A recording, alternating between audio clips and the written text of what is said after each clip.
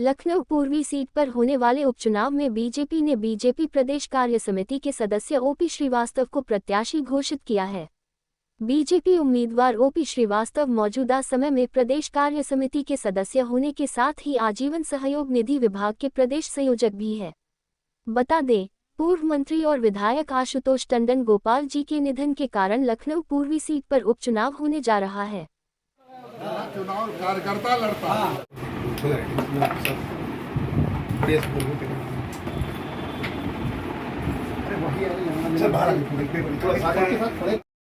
की तरफ से प्रत्याशी बनाया गया आपको, क्या कहना चाहेंगे? सबसे पहले तो आप लोगों के माध्यम से मैं इस देश के यशस्वी प्रधानमंत्री आदरणीय श्री नरेंद्र मोदी जी, विश्व की सबसे बड़ी राजनीतिक पार्टी भारतीय जनता पार्टी के यशस्वी राष्ट्रीय अध्यक्ष श्री जगत प्रकाश नड्डा जी, देश के यशस्वी रक्षा मंत्री परम आदरणीय श्री राजनाथ सिंह जी, जो खुद भी इस लोकसभा क्षेत्र से लोकसभा चुनाव के प्रत्याशी हैं भारतीय जनता पार्टी की तरफ से, और पिछले 2 बार से वो इस क्षेत्र का, इस लोकसभा का प्रतिनिधित्व कर रहे हैं।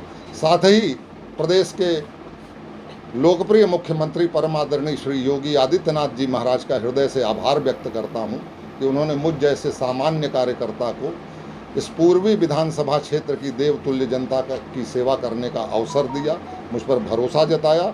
मैं पार्टी के श्रेष्ठ नेतृत्व द्वारा दिए गए भरोसे और उनकी अपेक्षाओं पर खरा उतरने का अपनी पूरी शक्ति सामर्थ्य से प्रयास करूंगा। सर, इस चुनाव में मेन मुद्दा आपका क्या है?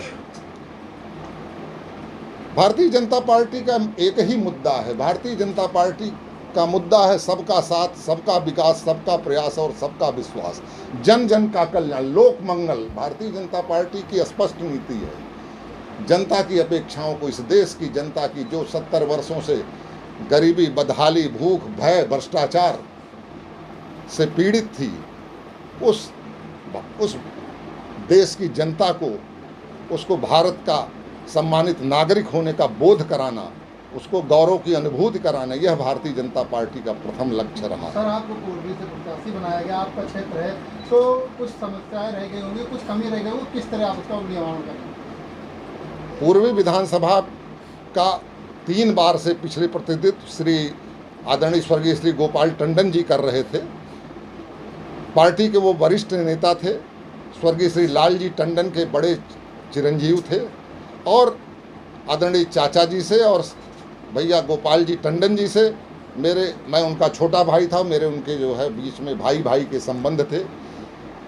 वो मुझे अपना अनुज मानते थे, मैं उनको अपना अग्रज मानता था।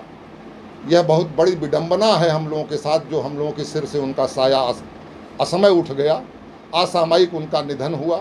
हम लोग पूरी शक्ति, सामर्थ्य और प्रण से आदरणीय स्वर्गीय गोपाल टंडन जी द्वारा कराए जा रहे विकास कार्यों, जो इस क्षेत्र के जनता की लोक कल्याण और लोक मंगल के लिए उन्होंने शुरू किए थे काम, उनमें से जो भी काम अधूरे रह गए हैं उनको प्राथमिकता के आधार पर पूरा करना मेरी पहली प्राथमिकता है। और मुझे जो है उनके द्वारा, उनकी छोड़ी गई अवधि, उनके द्वारा जो शेष अवधि बची है, उसी कार्यकाल के लिए पार्टी ने प्रत्याशी बनाया गया है। मेरा परम धर्म है कि मैं उनकी चरण पादुका लेकर ही अपने इस पूरे कार्यकाल को पूरा करूंगा, और उनके द्वारा छोड़े गए विकास कार्यों को पूरा करके ही मैं बैठूंगा। सर, अपनी तरफ से जो क्षेत्र की जनता है उसको आज के दिन, रामनवमी के दिन, क्या संदेश देना चाहिए मीडिया के? सबसे पहले तो भगवान श्री राम के प्राकट्य दिवस पर सभी को रामनवमी की हार्दिक बधाई, सभी को जो है शुभकामनाएं। साथ ही भगवान राम अयोध्या में प्रकट हो गए हैं। भगवान राम अपने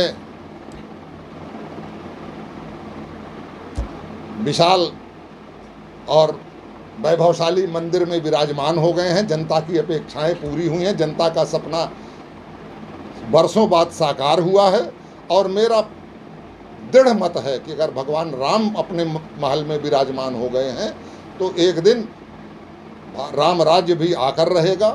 भारतीय जनता पार्टी इस विकसित भारत के संकल्प को लेकर आदरणीय प्रधानमंत्री जी के नेतृत्व में जो चल रही है, उस यात्रा का निहितार्थ भी यही है कि एक दिन राम राज्य आकर रहे, और आने वाले 25 वर्षों में, आगामी भविष्य के 25 वर्ष की जो रचना है भारतीय जनता पार्टी की, वो उसी दिशा में राम राज्य के अवतरण को सार्थक करने की दिशा में माननीय प्रधानमंत्री जी का देशवासियों के प्रति लिया गया एक संकल्प है और एक सार्थक प्रयास है, जो एक न एक दिन अवश्य पूरा होकर रहेगा।